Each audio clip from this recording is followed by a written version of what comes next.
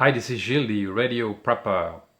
You probably heard about the Lab599 Discovery TX500, a very rugged radio, and have been personally wanting to test one for a long time, even considered buying one. And yes, I have one here. Thanks to Eric. One of my subscribers bought this TX500, and incredibly, and I just can't believe it, I'm still in awe, he just decided to send it to me for a review. So Eric, thank you very much, you're awesome. So this radio, I'll give you my first impression. We're gonna test it here, not in the field yet, that will be for a second video, but it really feels like an aluminum brick. And that's a plus. It's not light, mind you, so it's gonna weigh, it's gonna have some weight in your pack. But as far as ruggedness is concerned, I wish all commercial radios had a case like this, because this is exceptionally well done. It's machined aluminum, and it just, you don't see that kind of casing on regular commercial radios. You just don't. That's closer to as close to a military radio that I have ever seen in a commercial product. Now, it's not as rugged, but it's closer to a military radio than a commercial radio, and that says a lot. We'll go over the features, and then I'll plug it in. I have my magnetic loop antenna here on the terrace. We'll give it a try. This radio covers all the bands from 160 to 6 meters, and that's absolutely exceptional, especially 6 meters.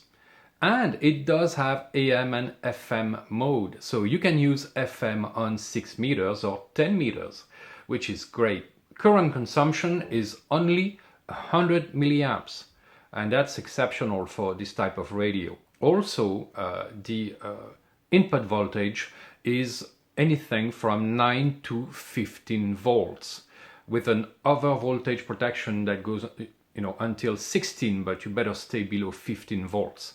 And that's a wide range of possibilities, especially on the bottom end, 9 volts. That's great. It has a reverse polarity protection, overheat protection, high SWR protection, that's over 3 to 1. It will reduce power automatically. So really, this radio has a lot of built-in protection systems. It has Vox, DSP, digital signal processing, noise reduction, noise blanker, notch filters, and an automatic notch filter also. Frequency memories, you can do split on transmit and receive. You can do cross mode QSOs, meaning you could be receiving in CW and sending in USB, and that's very interesting. I haven't really seen that very often. It has keyer memories for CW, twice 45 seconds, and we'll come back to that later. Same for voice, twice 45 seconds. CW beacon mode, SWR monitor, that's great. I always leave it on that because if anything happens to my antenna, I can see right away the SWR is wrong and take action, stop transmitting. One thing that ticked me off a bit is that the CW speed, which usually is in words per minute, so like I like to receive 18, send 18 words per minute. Here it's in characters per minute, which is ridiculous. Nobody uses that. Which really tells me that whomever designed this radio did not think of CW Morse code. It's designed as an SSB radio and digital mode radio, not CW, and there are a couple issues that we'll see in a few minutes. And I find it very regrettable that manufacturers too often consider CW as an afterthought. It's a primary mode, guys. It's not an afterthought. CW should never be an afterthought. And that's the case, unfortunately, with most of the radios that I have seen and used. My Minion SDR, CW doesn't even work with a keyer. I have to use a straight key with it. It's unusable on CW with keyer. And this one has some keyer issues as well.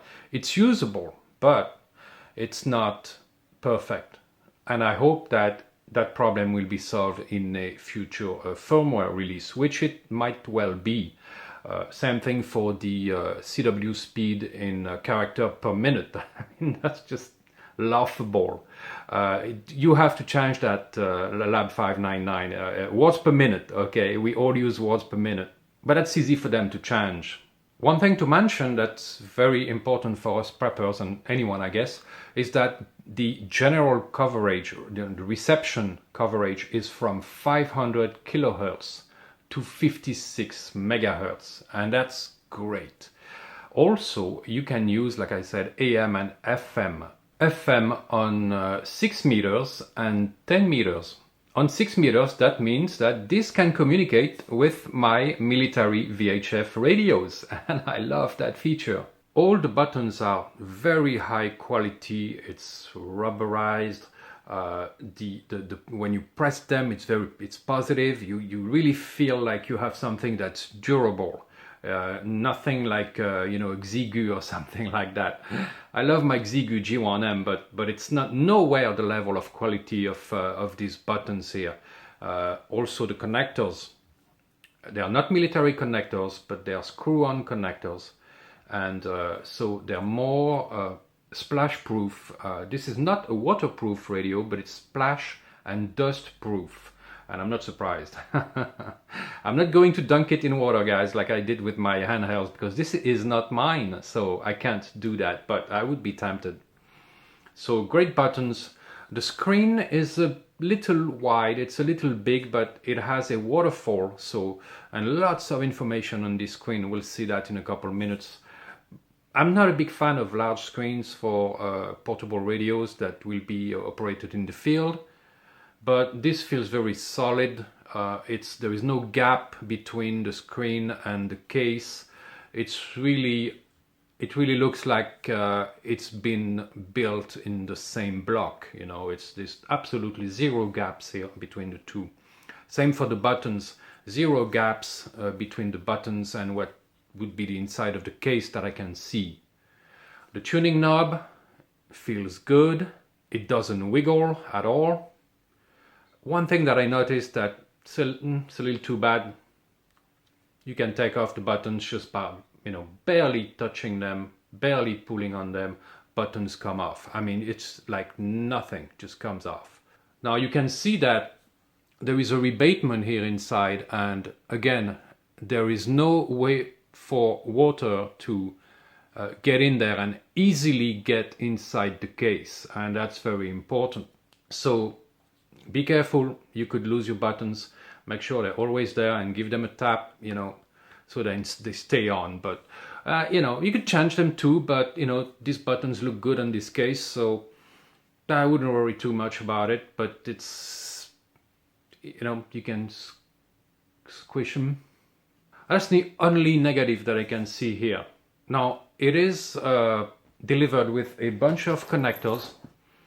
And that's also another negative point, but it's not a big one, but here are the wires, guys. And when you look at those wires, you get great connectors, very rugged radio, and then you get those super flimsy cables.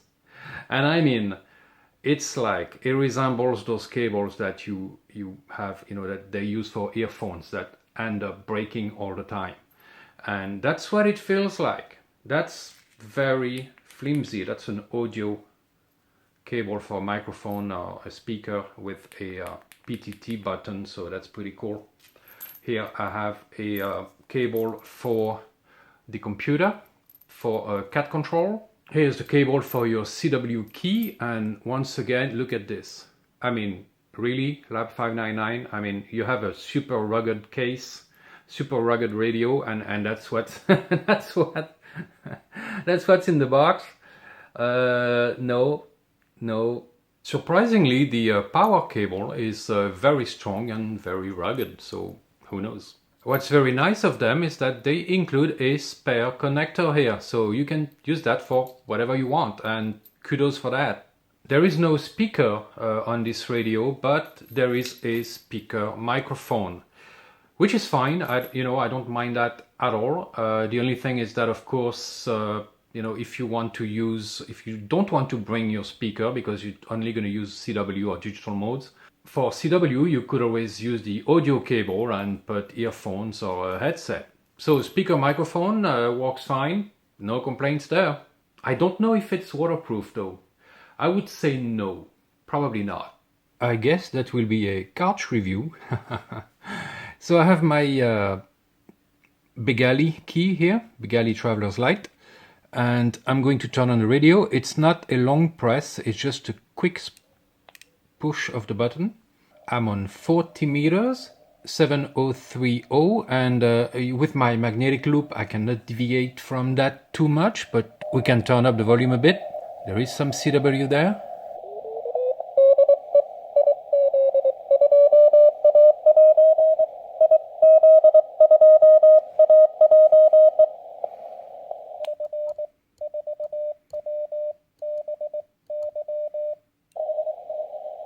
I answered the CQ, but let's see if he hears me.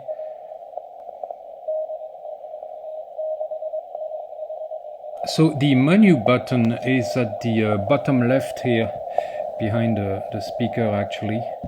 And there are function buttons here on the top and on the bottom.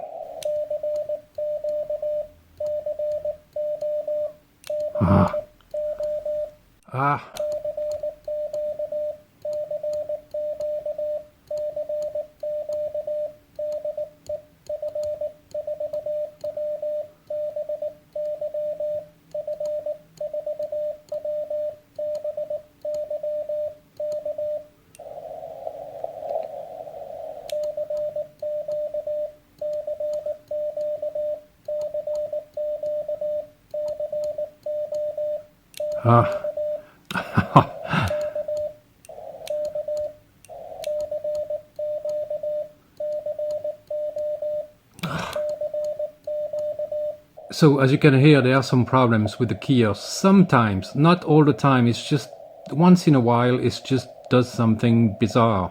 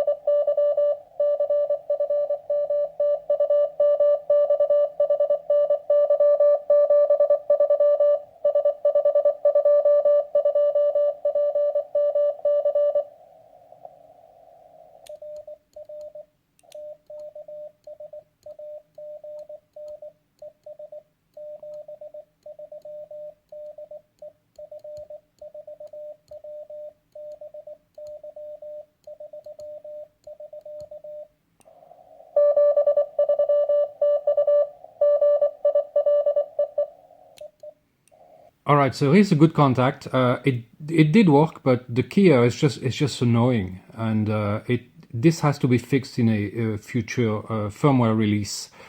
It's just like my Minion SDR, but better. But still, it's not good enough. Of course, I can use this with a straight key, and that will be no problem whatsoever. But, you know, for a radio of that price, if you have a keyer, you need to have a keyer that works. And I'm using a Big Alley. It's not like I'm using a crappy key, and I know what I'm doing. And this keyer just needs to be fixed. And that's the only thing that I noticed on this radio that's just not quite working. Thank you, 20 meters. This is Lima Alpha 3, Kilo Bravo Alpha listening. Foxtrot 4, Whiskey, Bravo, Yankee.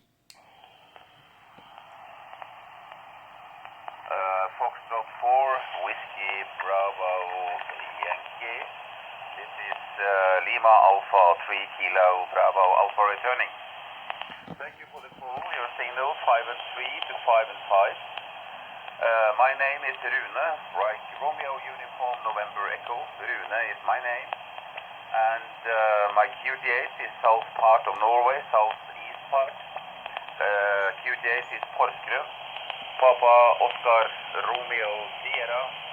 Golf Romeo Uniform November. Porsgrunn is the QTH.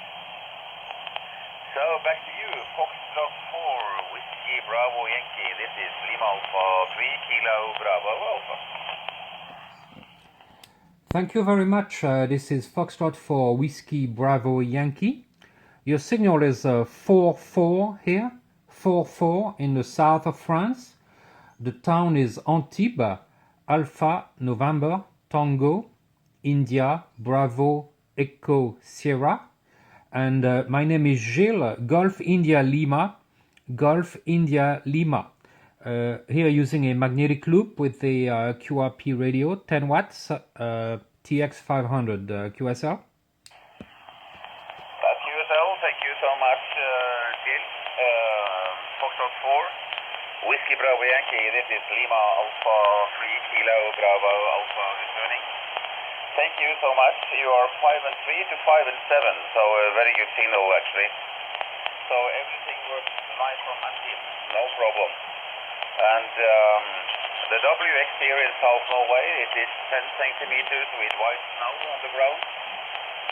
It's snowing a little bit for the moment, and temperature is around minus 2, 3 to 5 degrees centigrade.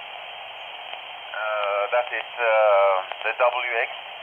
And my antenna is a 13 element log periodic, 15 meter above the ground, actually 16 meters to be exact. So that is the working conditions at this end, and the antenna I'm feeding it with a 400 ohm LED light, and see that it is working very good. Back to you, Fox 4, Whiskey Bravo Yankee, Lima Alpha 3, Kilo Bravo Alpha. Excellent. That's a very good antenna here. Very good antenna. Well, here there is some QSB, so your signal is coming in and out. I think the propagation is not very good. I'm testing this new radio here, making a video. So trying with the magnetic loop antenna, it seems to be working just fine. And so I thank you very much for your time.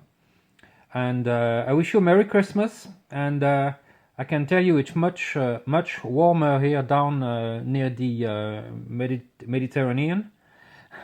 So no snow here, no snow for us, and I'm not complaining. Thanks again, Foxtrot 4, Whiskey, Bravo, Yankee. Back to you.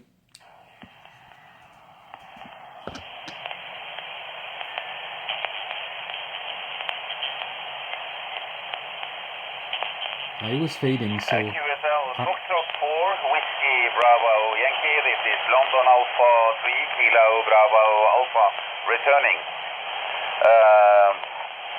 Thank you so much for the call.